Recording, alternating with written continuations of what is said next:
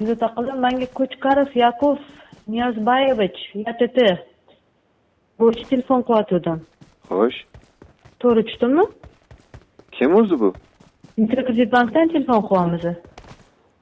Kredit olgan ekansiz, kreditingiz summasi yig'ilib ketgan anchagina bo'lib. Qancha bo'pti? Hop. Tak, to'g'ri olgan, mart, aprel. Aprelda olgansiz, to'g'rimi? Olganingizdan beri to'lamagansiz-da.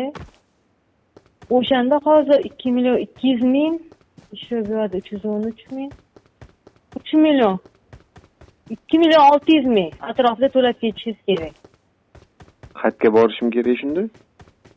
Mikrokredit bank qayerdan olgansiz? Kreditni.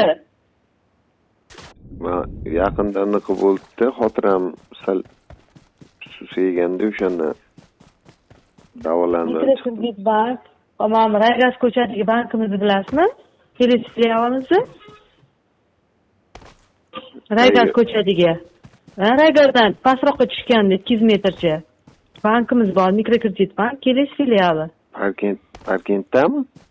Kelesda. Ha, Kelesdan oldim. Yana kecha ham birov telefon qilibdi, kreditingiz to'lab keting deb. Shu ozgina anaqamni xotim bilan urushib qolganimda stol taxta bilan boshim gurdi-da.